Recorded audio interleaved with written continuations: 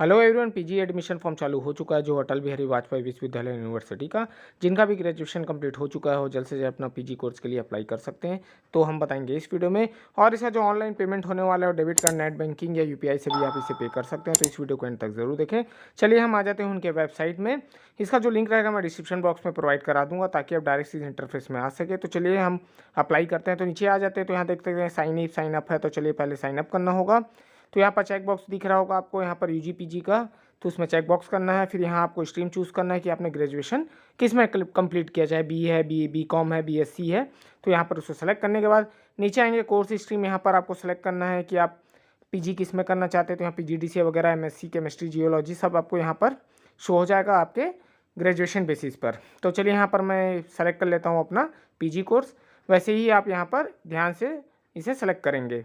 और याद रखें फर्स्ट ईयर न्यू कोर्स वगैरह ये सब ज़रूर चेक करें आपके कोर्स के बाद, ताकि वहाँ पर आपको मिस्टेक ना हो आगे जाकर।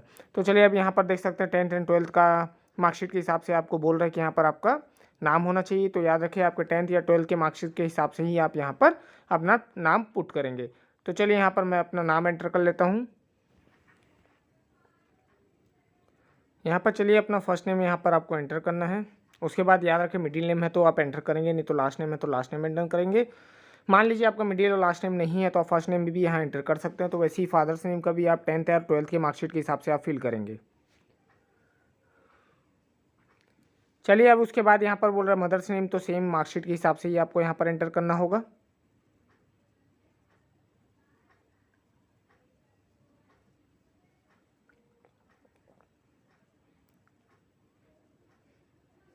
अब नीचे आने के बाद देखेंगे यहाँ पर बोल रहा है आपको जेंडर सेलेक्ट करना है। अब जेंडर सेलेक्ट करेंगे, उसके बाद यहाँ पर कैटेगरी आपको सेलेक्ट करना है, तो उसे आप सेलेक्ट करेंगे। चलिए तो मैं नीचे आ जाता हूँ। नीचे आने के बाद देखेंगे यहाँ पर बोल रहा है डेट ऑफ बर्थ डीओबी आपको यहाँ एंटर करना है। एज़ पर दी 10 मार्कशीट के हिसाब से ही आपको एंटर करना है। तो याद रखें जो आपके मार्कशीट में है वही डेट ऑफ बर्थ आप यहाँ पर एंटर करेंगे। और याद रखें केयरफुली एंटर करें, ध्यान से यहाँ पर देखकर मार्कशीट को एंटर करेंगे।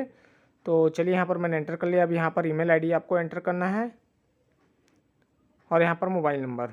तो चलिए मोबाइल नंबर एंटर करने के बाद सेंड ओटीपी आपको क्लिक करना है।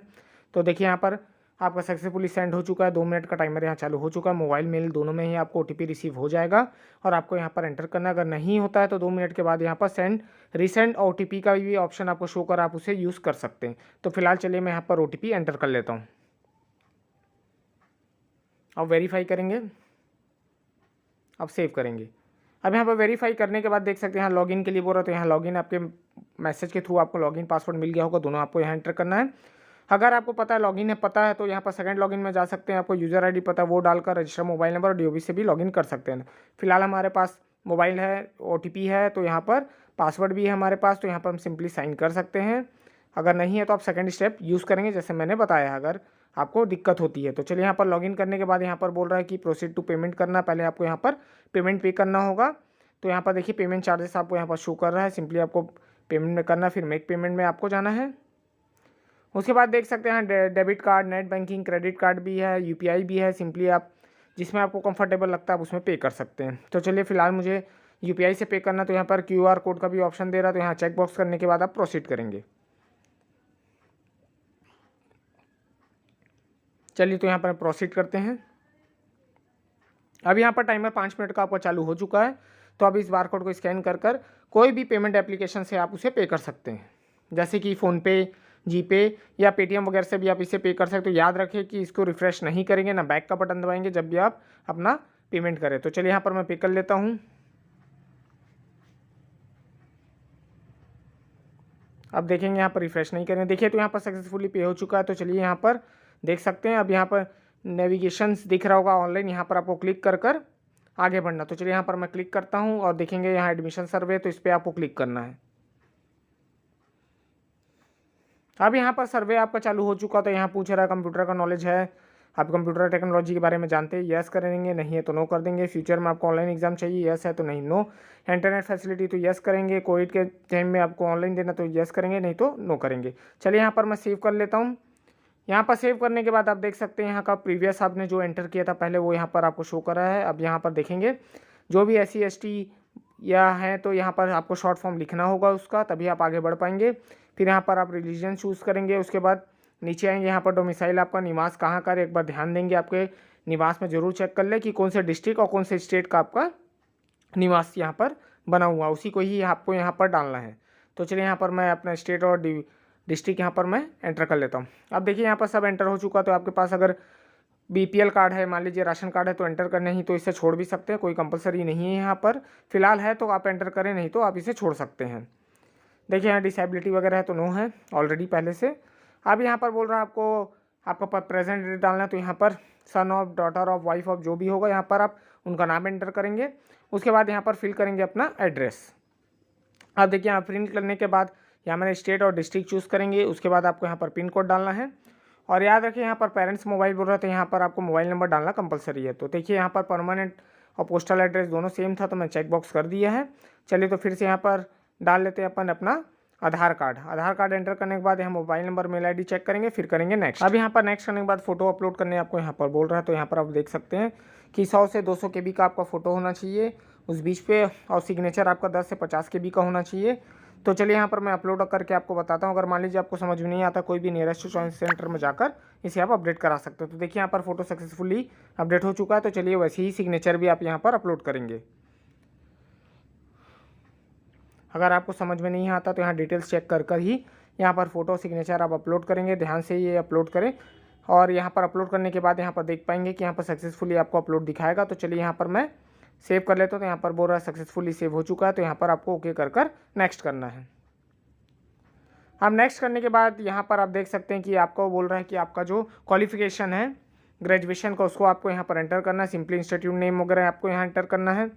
वैसे ही आप ड्यूरेशन ऑफ ईयर, आपका कितने साल का ग्रेजुएशन था, उसी हिसाब से आप एंटर करेंगे। यहाँ पर सब्जेक्ट आप शॉर्ट फॉर्म में आप एंटर करेंगे।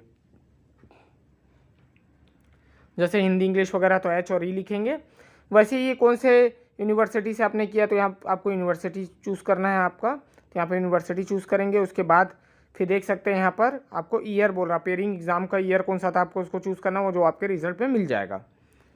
उसके बाद यहाँ पर आपको बोल रहा है रजिस्ट्रेशन नंबर आपको डालना है, वो भी आपको रिजल्ट में आपके मार्कशीट में ये मिल जाएगा। अब उसके बाद यहाँ पर रोल नंबर सिंपली आपको एंटर करना है। उसके बाद यहाँ पर रिजल्ट पास था, एटीकेटी था, वो आपको एंटर करना है। उसके बाद टोटल मार्क्स कितना था, तो याद रखें इसमें 3 साल का एग्रीगेट आपको निकालना है प्लस कर कर। उसके बाद उसको डिवाइड करना है। अब यहाँ पर टोटल ही यहाँ पे एंटर करेंगे, एग्रीगेट आपको यहाँ पर निकाल कर टोटल और मार्क्स ऑब्टेंड में आपको एंटर करना होगा 3 साल का। अगर सेमेस्टर वाइज है तो पूरे सेमेस्टर का आपको निकालना होगा, उस हिसाब से आप 3 साल के हिसाब से उसको पुट करेंगे। तो चलिए यहाँ परसेंटेज और डिवीज़न डालने के बाद ऐड करेंगे। देखिए तो सक्सेसफुली ऐड हो चुका है। तो चलिए हम नेक्स्ट करते हैं। अब नेक्स्ट करने के बाद यहाँ पर आपको कोर्स सेलेक्ट करना है। तो चलिए यहाँ पर बहुत से कॉलेजेस आपके कोर्स के अंतर्गत आपको जो भी कॉलेजेस हैं यहाँ पर एफिलेटेड हैं वही कॉलेज आपको यहाँ शो करेंगे, और आपको यहाँ पर 1 बाई उसे ऐड करना है आपके इंस्टीट्यूट को। तो जैसे आपने कोर्स सेलेक्ट किया वैसे ही आपके यहाँ पर कॉलेजेस आपको शो करेंगे। तो 1 बाई 1 यहाँ पर ऐड करना है। तो चलिए मैं यहाँ पर ऐड करके दिखाता हूँ। तो एंड इंस्टीट्यूट में जाएंगे, फिर नीचे आएंगे, यहाँ पर कंपलसरी कोर्स है तो इसे आप किसी को भी आप यहाँ पर हटा नहीं सकते। तो यहाँ कंपलसरी कोर्स है तो सब में चेक बॉक्स रहेगा। और याद रखें इसे करना, इसको सेव करना आपको पहले पड़ेगा। तो यहाँ पर चलिए मैं सेव कर लेता हूँ। अब नीचे आने के बाद देखेंगे कि यहाँ पर सब्जेक्ट सेव हो चुका है। तो यहाँ पर देख सकते हैं और भी आपको ऐड करना है तो यहाँ से ऐड कर सकते हैं कॉलेजेस। तो चलिए यहाँ पर ऐड करने के बाद मैं कर लेता हूँ नेक्स्ट करने के बाद अगर यहाँ देख सकते हैं एनएसएस, एनसीसी या स्काउट का आपके पास सर्टिफिकेट, तो यहाँ पर आपको रिलैक्सेशन मिल सकते हैं परसेंटेज के। तो चलिए यहाँ पर हम कर लेते हैं नेक्स्ट। अगर नहीं है तो उसके बाद आप स्ट्रीम चेंज करना चाहते हैं तो यस करें, नहीं तो नो कर कर सेव करेंगे।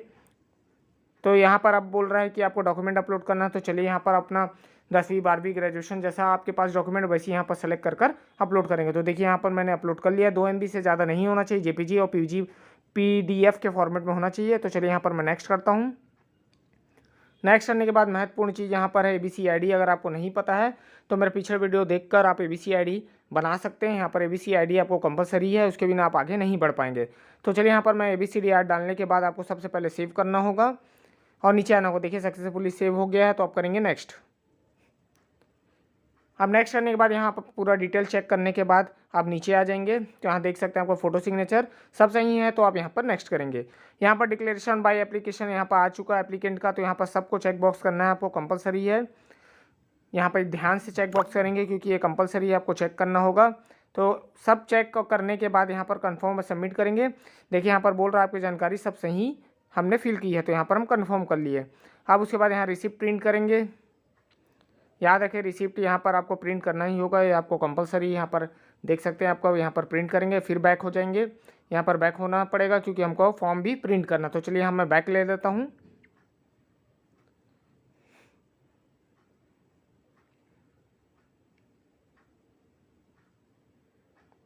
अब देखिए बैक होने के बाद यहाँ पर आपके सब्जेक्ट्स आ चुके हैं, तो 1 बाई 1 यहाँ से आप अपना डॉक्यूमेंट प्रिंट कर सकते हैं। तो यहाँ पर चलिए मैं यहाँ पर प्रिंट कर लेता हूँ 1 बाई 1। तो वैसे ही आप अपना एप्लीकेशन फॉर्म फिल करेंगे और जिसका पेमेंट है मैंने बता दिया कि इसका पेमेंट कैसे होने वाला है। जो यूपीआई नेट बैंकिंग वगैरह से आप इसे पेमेंट कर सकते हैं। और जो आपका फ़ोटो सिग्नेचर याद रखें वो 2 MB से ज़्यादा नहीं होना चाहिए, नहीं तो आपको बाद में तकलीफ भी हो सकती है, याद रखें। और जो भी डिटेल अपने 10th 12th के मार्कशीट के हिसाब से आप वहाँ पर फिल करेंगे, नहीं तो अगर कुछ चीज़ भी गलत होता है तो बाद में आपको उसका दिक्कत फेस करना पड़ेगा आपको। और पेमेंट याद रखें जब भी पेमेंट करें तो विंडो रिफ्रेश और बैक बटन नहीं दबाएं। और पेमेंट करते टाइम ये ध्यान रखें कि आपका जो टाइमर है और जो नेट है वो सही होना चाहिए, तभी वहाँ पर वो सिंक कर पाएगा, नहीं तो आपको दिक्कत हो सकती है। नहीं तो और भी है नेट बैंकिंग वगैरह आप यूज़ कर सकते हैं, डेबिट कार्ड भी आप यूज़ कर सकते हैं। तो फॉर्म रजिस्टर करने के बाद आपको तुरंत ही पेमेंट वहाँ पर करना होगा। फिर आप वहाँ पर अपना कोर्स चूज़ करने के बाद आप जो कॉलेज आपको लगता है कि आप कंफर्टेबल हैं तो वो कॉलेज को आप वहाँ पर सेलेक्ट कर आप उसे प्रिंट आउट निकाल कर जमा कर सकते हैं। और इसका जो फीस रहेगा मैंने बता दिया है कि इसका कितना फ़ीस होने वाला है। तो जल्द से जल्द जिन्होंने भी अपना ग्रेजुएशन कंप्लीट कर लिया है वो पीजी एडमिशन के लिए, पीजी कोर्स के लिए अपना अप्लाई करें और सबमिट करें। तो चलिए फिर ऐसी मैं इंटरेस्टिंग वीडियो बनाते रहूँगा। मिलता हूँ नेक्स्ट वीडियो के साथ। Thank you.